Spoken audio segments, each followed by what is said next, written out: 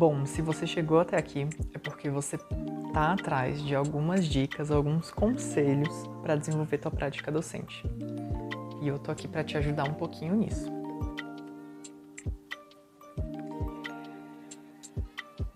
Engraçado que isso fica parecendo um papo de guru, né? Tô aqui para te ajudar, uma coisa meio coach, mas não é nada disso. Fica tranquilo, fica tranquila, fica tranquilo, que a gente não vai trazer aqui um papo coach, a gente não vai trazer aqui um papo salvacionista, longe disso. É mais um compartilhamento de algumas coisas que, ao longo da minha trajetória como professor, foram me ajudando a perceber de uma outra forma esse espaço da docência, né? Permitindo que eu pudesse, assim, então, viver mais livremente dentro desse espaço e com mais prazer e sabor, né? Como diria Rubem Alves, o conhecimento ele precisa de sabor, às vezes mais do que saber. Mas, enfim, vamos lá. Bom, eu me chamo Igor, muito prazer. Eu sou professor de teatro, atualmente eu também sou mestrando em artes cênicas e tenho desenvolvido a minha pesquisa dentro dessa área, né, do ensino do teatro, tentando entender o como, né, se faz, o como se dá aula de teatro dentro de uma realidade um pouco específica, que é a realidade aqui do Distrito Federal, onde eu moro, né? Mas enfim, não é sobre isso que a gente vai conversar hoje. E ao longo desse processo, né, como professor e como pesquisador, eu sempre senti muito desejo, muita vontade de compartilhar algumas coisas que eu fui aprendendo, algumas reflexões que eu fui tendo com outras pessoas, a fim mesmo de criar uma rede, né, de propor uma rede em que a gente pudesse conversar com os nossos pares, né? Eu acho que a docência, ela necessita dessa troca entre pares, né? Ela necessita desse diálogo, dessa tentativa de tessitura coletiva para a gente compreender que a nossa prática, né, como professores e como professoras, não é um espaço solitário. Muitas vezes a gente se sente sozinho, né? Eu escuto muito isso de alguns colegas, algumas colegas que trabalham na área da docência e é muito comum ouvir isso. Eu me sinto muito sozinho, muito sozinha na escola. Mas espera, não precisa ser assim. Então, com esse intuito, eu criei esse espaço, né, chamado Caminhos da Docência, para a gente trocar algumas figurinhas, né? Mas vamos lá para o que interessa, né? Quero conversar hoje sobre algumas coisas, algumas dicas que eu gostaria de ter escutado, que eu gostaria de ter recebido quando comecei a dar aula, né? O começo da docência é um mar de mistérios. E eu acho que nunca para de ser, na verdade. É sempre um espaço muito misterioso da docência. Mas no começo mais ainda, né? Porque a gente está ali, às vezes a gente só passou pelo estágio os estágios obrigatórios da licenciatura, a gente está ali com uma teoria muito fresca na cabeça, muita vontade de fazer, mas e quando chegar na hora, epa, o como o que eu faço aqui? Eu sou professor agora, como eu vou fazer isso, né? Eu lembro do meu primeiro dia de aula, assim, muito frescamente na memória, isso tem alguns anos, em que eu fui, né, super decidido, cheguei, coloquei minha mochilinha na mesa do professor lá da sala e fiz o meu quadro, mas quando eu olhei para a turma e eles olharam para mim, eu fiquei 2 minutos em silêncio, porque eu não sabia o que eu fazia primeiro. Eu preciso dar bom dia, eu me apresento, eu peço para eles se apresentarem, meu Deus, o que a gente faz aqui?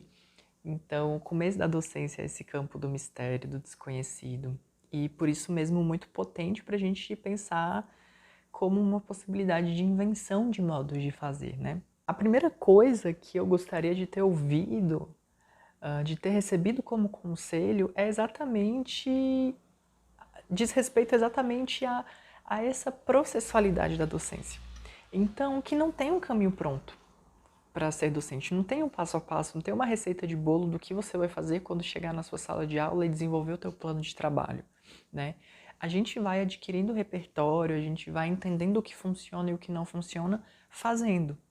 Por isso mesmo, a gente não pode ter medo de ousar na sala de aula, né? Eu acho que a gente precisa ter muita ciência, muita consciência de que a gente vem de uma trajetória de formação que deu para a gente vários elementos, que a gente conseguiu construir um repertório teórico, metodológico e que agora a gente pode experimentar isso. Experimentar não diz respeito simplesmente em aplicar algo já pronto. Diz respeito a eu sentir esse espaço, né? Eu acho que a docência, ela exige muito isso, né? Exige o corpo no processo.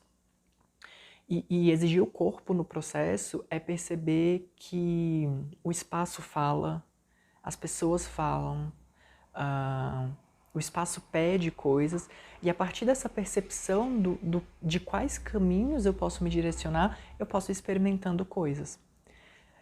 No começo, talvez isso seja um pouco complexo, né? Porque a gente não conhece, talvez, a escola que a gente vai trabalhar, os alunos, né? E as alunas, é a primeira vez que a gente vai se encontrar. Mas ir de peito aberto e entender que não tem caminho pronto e que a gente pode experimentar. Então, cara, hoje me deu vontade na aula de pedir para os alunos sentarem em roda, por exemplo, vamos pedir, vamos testar. É a partir desse teste, a partir dessa experimentação da docência que a gente vai constituindo, vai construindo o nosso repertório de estratégias, de metodologias. E, obviamente, né, só para reforçar que isso não vem do nada. Isso também vem de muito estudo, isso também vem de muita reflexão, vem desse aparato teórico-metodológico que a gente já tem uma boa base da faculdade, né, da universidade.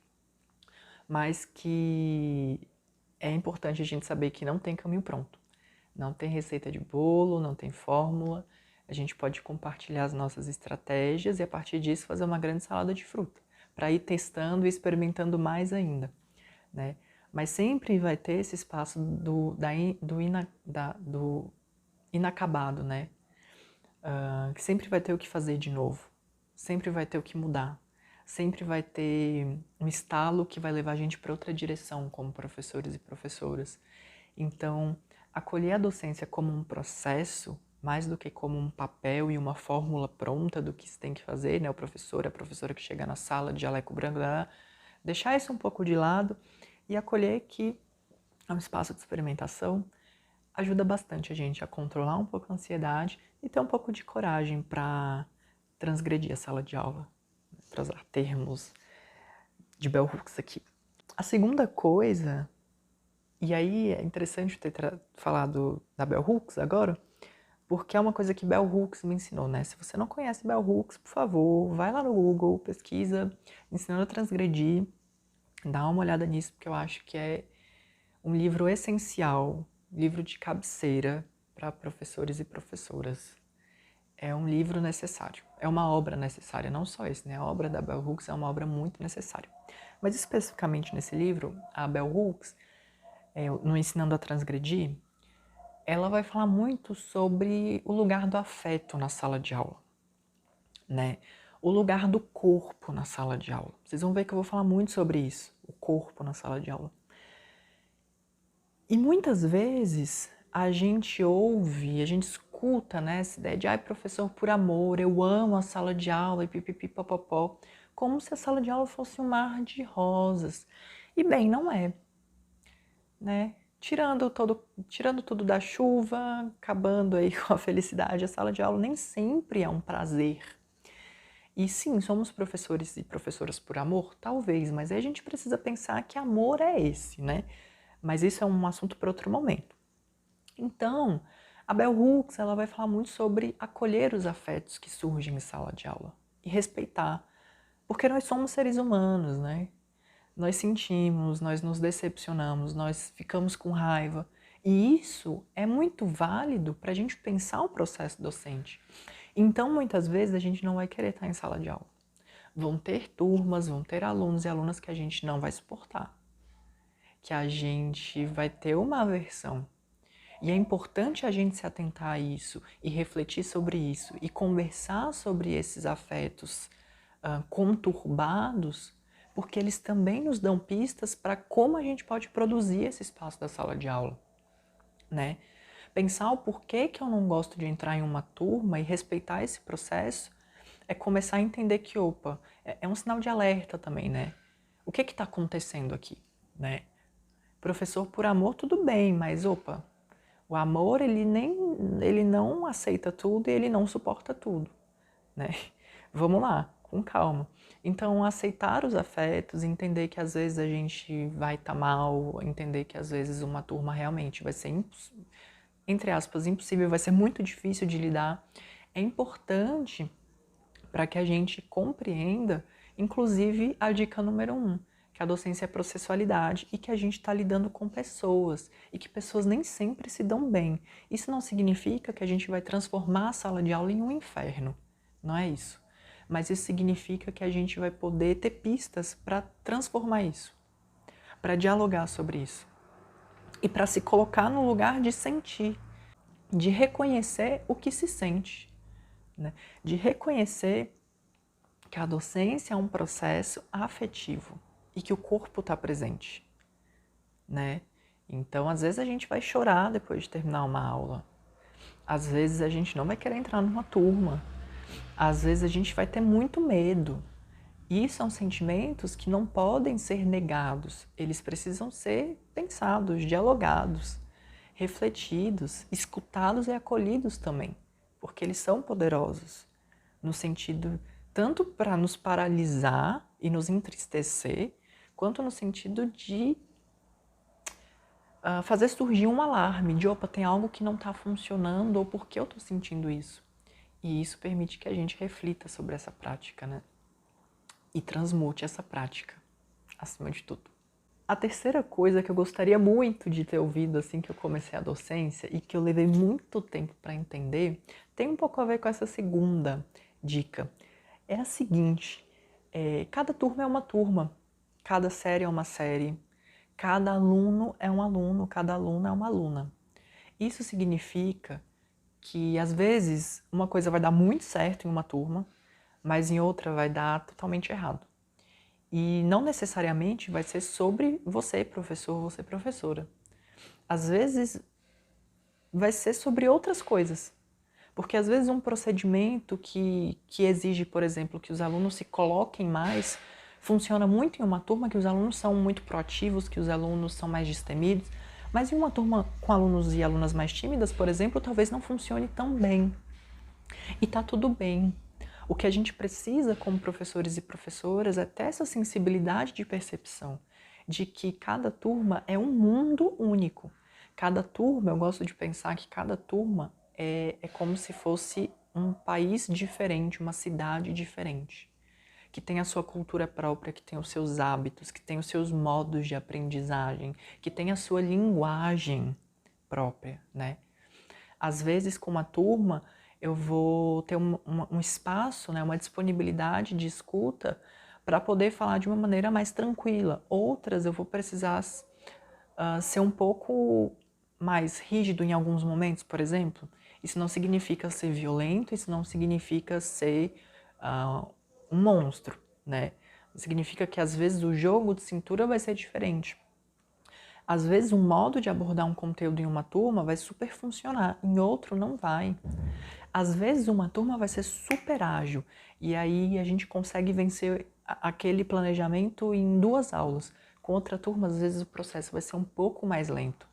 E a gente precisa, na medida do possível, respeitar essas processualidades, né? Esses tempos próprios, que não é um tempo cronológico, mas é um tempo lógico daquela cultura, daquela sala de aula, né? Isso quer dizer que é fácil? Nem um pouco, porque a gente tem instâncias maiores, a gente tem, enfim, todo um arsenal de coisas que nos fazem pensar e nos fazem trabalhar como se tudo fosse igual. Isso também é coisa que a gente pode conversar em um outro momento, tá? Porque tá aí tem pano pra manga. Mas a gente precisa tentar exercitar essa sensibilidade e perceber que a gente precisa encontrar estratégias para respeitar e comungar com essas diferenças.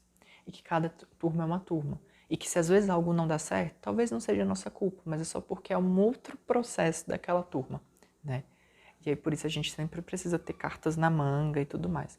Professor e professora é meio mágico também, né? Uma coisa assim, ilusionista talvez. Não sei, não gosto, não, ilusionista não. Mas algo nesse sentido, assim, que precisa tirar cartas da manga a todo instante. A penúltima coisa aqui é uma coisa que vai parecer muito banal. Essa parece muito banal, mas que ela é muito importante e vai te ajudar muito num processo de organização, num processo de reflexão, num processo de planejamento. que é escrever sobre as suas aulas, um diário de bordo. Né? Eu fiz artes cênicas, e nas artes cênicas é muito comum a gente trabalhar com diário de bordo, né? Para anotar como foram as aulas, como foram os ensaios e tudo mais. E eu levei isso para a docência. Escrever sobre a aula é um processo de, primeiro, já refletir sobre essa aula, segundo, ter um registro que te possibilita voltar ali e entender o que está funcionando e o que não está funcionando, e terceiro, é uma maneira também de organizar o que a gente sente enquanto professores e professoras, né? Escrever sobre as aulas, e aí não precisam ser páginas, não precisa ser um diário, pode ser um parágrafo com pontuações, pode ser um checklist do que funcionou, o que não funcionou, o que foi feito, o que foi feito, o que te chamou a atenção, o que te entristeceu. Mas é um processo que eu acredito ser muito interessante para a nossa constituição docente. E isso vai te ajudar, por exemplo, a fazer os teus diários de classe, né? Porque às vezes no dia eu não consegui fazer e, putz, uma semana depois o que aconteceu no 8º C? Não lembro, mas poxa, eu tenho anotado algumas coisas, eu posso olhar e, tá, entendi aqui, consigo fazer o meu diário de classe. Isso ajuda a gente a fazer planejamento. Tô aqui planejando o segundo bimestre. Deixa eu voltar aqui nessa turma para ver o que funcionou e o que não funcionou no primeiro, para ver o que eu posso mudar. Como eu posso pensar a avaliação dessa turma a partir das minhas anotações? Como eu penso a organização dos conteúdos a serem trabalhados a partir do que funciona e não funciona para essa turma?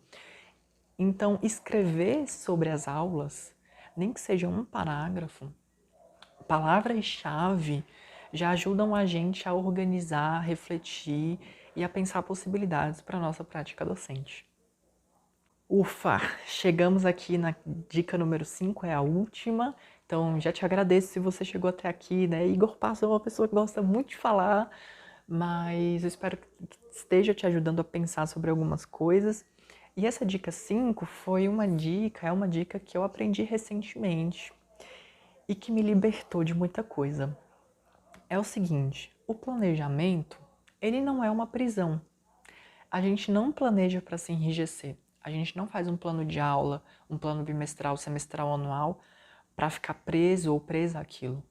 Eu gosto de pensar o plano de aula como um mapa. É uma proposta que faz com que a gente tenha muita segurança do que a gente vai propor e que, por estarmos muito seguros de qual a rota a gente organizou, a gente sabe onde a gente pode desviar mais, onde a gente pode parar menos. A gente tem uma possibilidade de remanejamento dessa própria rota. Então, o planejamento é como se fosse um planejamento de uma viagem, né? Primeiramente, ele precisa ter muito desejo. Então, não planejo só dando Ctrl+C, Ctrl+V na BNCC e nos conteúdos indicados pelo documento estatal, por exemplo. Não, eu preciso ter desejo. O que movimenta?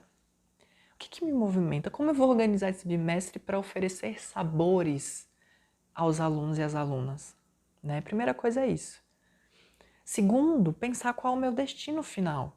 O que eu quero? E aí sim, pensar quais são as competências e habilidades a serem trabalhadas. Qual o objetivo desse bimestre, dessa aula? Né? Porque se eu tenho um objetivo muito bem definido, eu também posso fazer outras rotas, mas eu sei onde eu tenho que chegar. Terceiro, entender que assim como uma viagem, imprevistos acontecem. E tá tudo bem. Então, entender que esse planejamento é realmente esse mapa, é essa proposta, é essa organização para uma viagem, que é a aula. E que se tiver um desvio de rota, se o pneu furar no meio do caminho, se a gente atrasar um pouquinho, a gente sabe muito bem onde a gente quer chegar, quais são os nossos objetivos e sabe como realocar as coisas. Às vezes a gente vai precisar tirar um ponto turístico dali e tá tudo bem. Então, o planejamento é esse processo, esse procedimento que permite que a gente vislumbre, visualize os nossos planos, tenha segurança do que a gente está organizando e propondo, mas também é um processo que pode gerar uma segurança para que a gente alce outros voos, faça outras viagens, sabendo onde a gente tem que chegar no final, né? Essa, para mim, é uma das dicas mais importantes, porque muita gente acha que planejamento não é importante na sala de aula. Eu faço essa aula há 10 anos, então para que eu vou planejar novamente? Ou muita gente acha que o planejamento é esse lugar que eu preciso seguir à risca, né? Olha só, o vizinho ligando uma furadeira, 10 horas da manhã. Mas tudo bem, é sobre isso também. Voltando aqui. E aí a gente precisa entender, então, que não é nem o primeiro lugar, nem o segundo. Primeiro que, como a gente viu, cada turma é uma turma. Então, mesmo que eu dê o mesmo conteúdo há 15 anos, eu tenho que replanejar, porque é uma nova turma, é uma nova proposta. Ao mesmo tempo, eu tenho que entender que não é uma prisão, não tenho que seguir aquilo à risca. Eu tenho que estar aberto, entender que eu sei onde eu quero chegar, mas que a gente pode fazer novos voos aqui coletivamente, acolher o que aparece em sala também, né? Então, o planejamento é como criar um chão sólido, uma base sólida, para que a gente possa construir junto esse conhecimento, esse saber, esse espaço de compartilhamento que é a sala de aula. Bom, chegamos no fim. Eu espero que tenha sido bom para você, que tenha te inspirado de alguma forma, que tenha te ajudado de alguma forma a pensar a sua prática docente de uma maneira diferente. Qualquer coisa, vamos continuar compartilhando. Pode ser por aqui mesmo, caso você esteja vendo isso no YouTube. Caso você esteja escutando esse áudio no Spotify, me procura lá no Instagram, é Caminhos da Docência. E vamos compartilhando. A minha ideia é trazer semanalmente um vídeo com algumas reflexões, algumas dicas, algumas questões a respeito da prática docente. E se você gostou disso, né, por favor, se inscreve aqui ou segue a gente. Vai lá no Instagram, compartilha com alguém que está começando a docência ou com alguém que precisa rever a sua prática docente. E é isso. Te agradeço pela companhia, pela escuta e pelo acolhimento até aqui. Um grande beijo e tchau, tchau!